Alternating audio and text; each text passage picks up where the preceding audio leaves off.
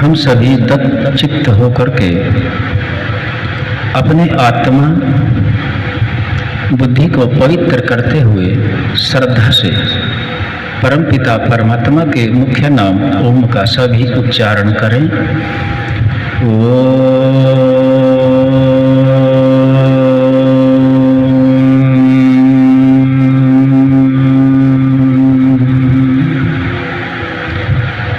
अपनी वास्तविक उन्नति, अपने प्रयोजन की सिद्धि के लिए ऋषियों के ज्ञान को हम समझने समझाने का प्रयास कर रहे हैं, जिसमें कल सूत्र लिया था योग दर्शन का। कौन सा सूत्र था? यम, नियम, आसन, प्राणायाम, प्रत्याहार, धारणा, ध्यान और समाधि। अब ये सूत्र मिलता कहाँ है? ये योग दर्शन में मिलेगा। महर्षि पतंजलि के द्वारा दिया गया योग दर्शन है, योग शास्त्र। अध्याय से क्रम संख्या सूत्र की है 29 और क्रमवार पहले अध्याय से लेकर के क्रमवार चले तो सूत्र की संख्या है 80। कौन सी संख्या है? और अध्याय से लेकर के चले तो 29। ये दूसरे अध्याय के समाधि पाद में है। महर्षि पतंजलि योग दर्शन का जब आरंभ करते हैं तो पहला सूत्र देते हैं। कौन सा? अथ योगानुशासनम।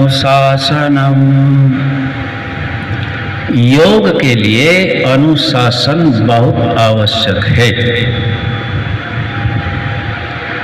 अब जैसे हम अष्टांग योग को समझने का प्रयास कर रहे हैं, पूरे योग दर्शन में अष्टांग योग को ही समझाया गया 6 के 6 अध्याय में। और ये सूत्र साधन पाद के दूसरे अध्याय के क्रम संख्या 29 और लगातार क्रम संख्या है 80, वहां से लिया गया है। समझ में आया? तो हमें जैसे योग दर्शन है, अनुशासन किसे कहते हैं?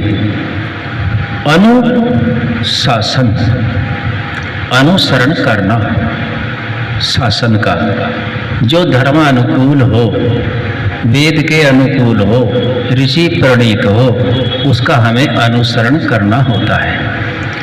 यम से लेकर के समाधि तक क्रमवार यदि हम चलेंगे तो हम अनुशासन में हैं, और यदि अंत के को पकड़े, बीच के को छोड़े तो हम अनुशासन में नहीं हैं। जैसे हम संध्या करते हैं और संध्या में बोलते हैं धर्म अर्थ काम मोक्षाणाम, है ना?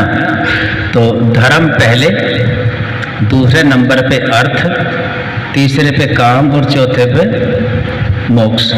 ज्यादातर देखा जाता है धर्म और मोक्ष को छोड़ दिया जाता है, अर्थ और काम में लगे रहते हैं। तो ये अनुशासन नहीं। जहाँ अनुशासन नहीं है, जहाँ नियम नहीं है, वहाँ उन्नति भी होने वाली नहीं है। भले ही अपने मन में माने जाओ, लेकिन वास्तविक उन्नति तो नहीं है। पहले सूत्र को ध्यान में रखते हुए सभी सूत्रों का ज्ञान प्राप्त करें और क्रमवार ही आगे बढ़े, अनुशासन से बढ़े। कितनी सुंदर बात रखी ऋषि ने, अथ योगानुशासनम। योग ऐसा नहीं है कि योगी के लिए, योग तो सभी करते हैं। योग का अर्थ है जुड़ना। योग का अर्थ क्या है?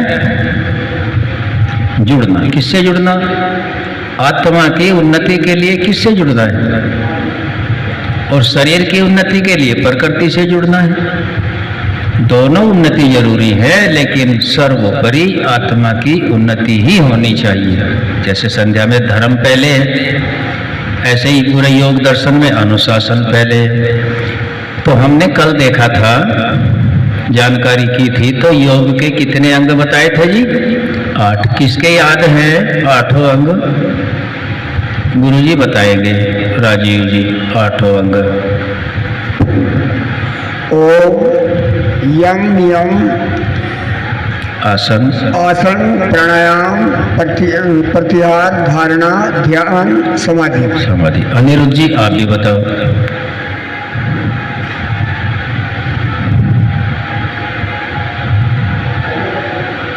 यम,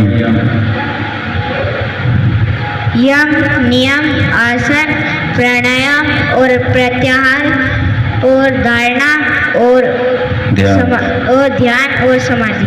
हाँ, ये कितने अंग हो गए? 8। यम के कितने भाग बताए थे कल? किसके याद है? यम के 5 भाग हैं। कितने भाग हैं? 5 भाग हैं। बोलो मेरे साथ। अहिंसा, सत्य, अस्तेय, ब्रह्मचर्य, अपरिग्रह। फिर बोलो। यम के 5 भाग हैं। अहिंसा, सत्य, स्तेय, ब्रह्मचर्य, अपरिग्रह। याद हो गए? ध्यान रखेंगे। आज अहिंसा को लेते हैं। अहिंसा किसे कहते हैं? कौन बताएंगे? योग दर्शन के अनुसार अहिंसा नाम किसका है? जैसा समझ में आता हो वैसा बताएं। डॉक्टर नवाब सिंह आर्य बता रहे हैं अहिंसा।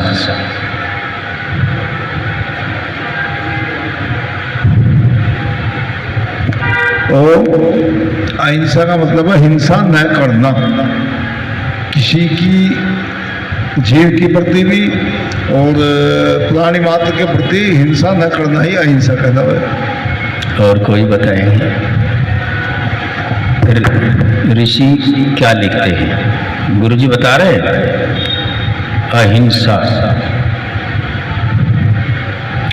अब डॉक्टर साहब ने बताया कि हिंसा नहीं करना है। रामचंद्र जी ने बाली को मारा और रावण को भी मारा और श्री कृष्ण ने हजारों लाखों को मारा, तो वो तो गड़बड़ हो गया।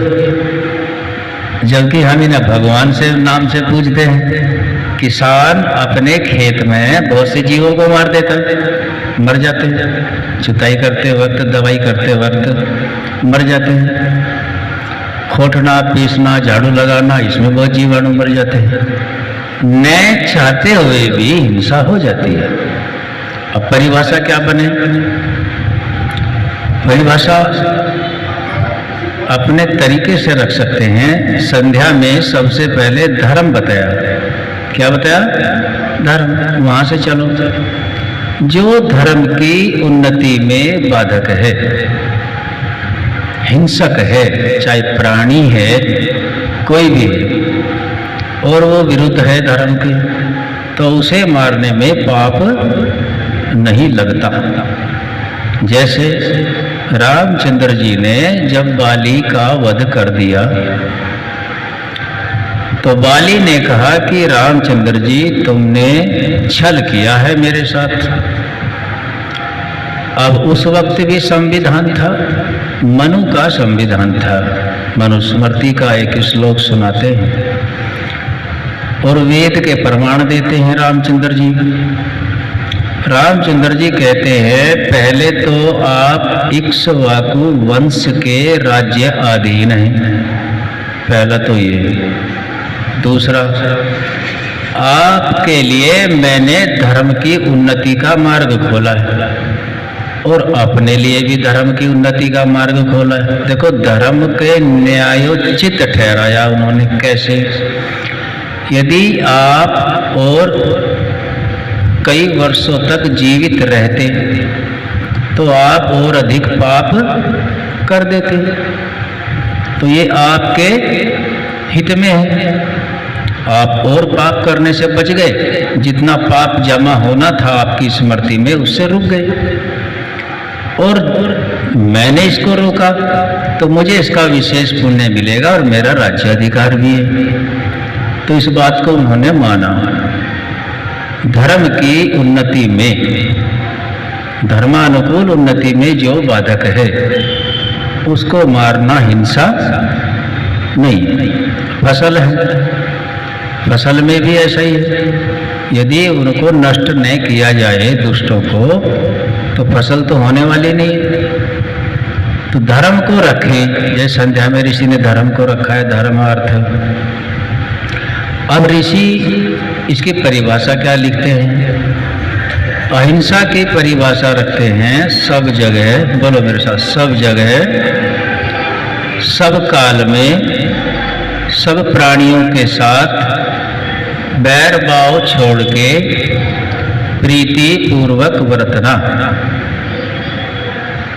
दुश्मनी से नहीं मारना, धर्म की उन्नति के लिए कार्य करना है, द्वेष राग से नहीं करना है। एक बार फिर बोलो, सब जगह, सब काल में, सब प्राणियों के साथ बैर भाव छोड़ के प्रीति पूर्वक वर्तना।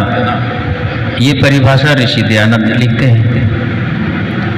तो ये समझ में आया होगा। आज हमने छोटा सा विषय अहिंसा पर रखा, आगे फिर रखेंगे। आज यहीं तक। ओम शांति।